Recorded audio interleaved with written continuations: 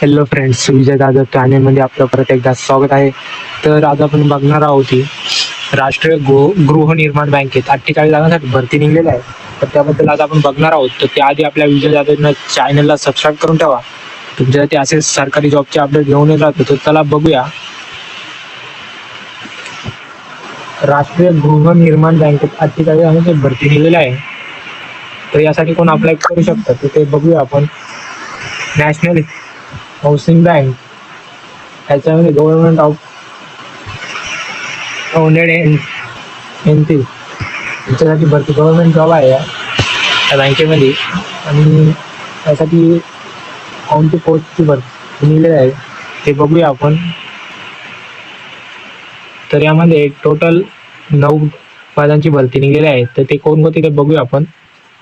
तर पहिला आहे जनरल मॅनेजर.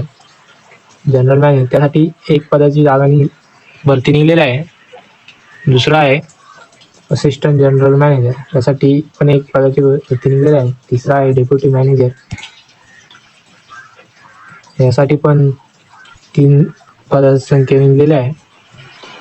आणि चौथा आहे असिस्टंट मॅनेजर, यासाठी 18 जागांची भरती निघलेली आहे. पाचवा आहे चीफ इकॉनॉमिस्ट, यासाठी 1 पदाची भरती निघलेली आहे. 6वा आहे सिनियर प्रोजेक्ट फायनान्स ऑफिसर, तर यासाठी 10 पदांची भरती निघलेली आहे. 7वा आहे प्रोजेक्ट फायनान्स ऑफिसर, यासाठी 12 पदांची जागा निघलेली आहे. आणि 8वा आहे प्रोटोकॉल ऑफिसर, यासाठी 1 पद संख्या आहे. 9वा आहे ॲप्लिकेशन डेव्हलपर, यासाठी 1 पदाची भरती निघलेली आहे. तर टोटल 48 जागांसाठी भरती निघलेली आहे इथे. तर यासाठी शैक्षणिक पात्रता काय लागेल ते बघूया आपण. कोणत्या पदासाठी काय शैक्षणिक पात्रता लागते तर चला बघूया. तर पद क्रमांक 1 साठी कोणत्या शाखेतली पदवी पाहिजे तुमच्याकडे.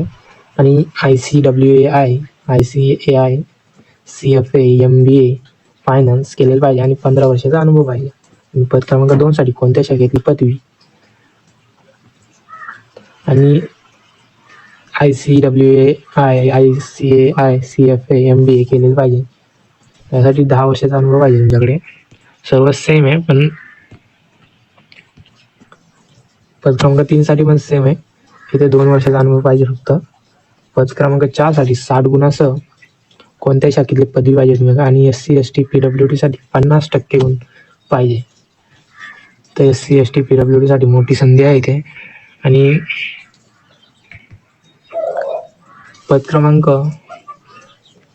5 साठी आर्थिक अर्थशास्त्र किंवा अर्थमिती या विषयातील विशेष करण्यासह अर्थशास्त्रात पदवीधर पाहिजे आणि 15 वर्षाचा अनुभव पाहिजे. पद क्रमांक 6 साठी कोणत्या शाखेतली पदवी. आणि ICWAI, ICAI, CFA, MBA finance याचा 15 वर्षाचा अनुभव पाहिजे. याच्यामध्ये तुम्ही या पद क्रमांक 6 साठी अप्लाय करू शकता. 7 साठी पण सेम दिलेलं आहे. इथे फक्त 10 वर्षाचा अनुभव पाहिजे तुम्हाला. पद क्रमांक 8 साठी कोणत्याही शाखेतील पदवी. उमेदवार हा भारतीय RBI, PSB, FI म्हणून निवृत्त अधिकारी असावा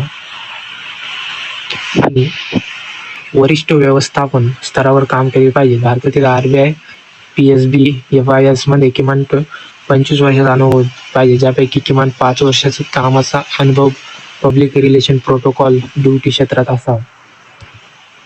तर तुम्ही यासाठी अप्लाय करू शकता. आणि पद क्रमांक 9 साठी BSc, SIT, BATech, CIT, MCA, MTech, CIT आणि BSc, CSIT, MSc, CSIT आणि 2 वर्षाचा अनुभव. त्यासाठी वयाची अट काय ते बघूया आपण. तर इथे SC आणि ST साठी 5 वर्ष सूट दिलेली आहे. OBC साठी पण 3 वर्ष सूट दिलेली आहे. आणि पद क्रमांक 1 साठी 62 वर्षापर्यंत तुम्ही अप्लाय करू शकता.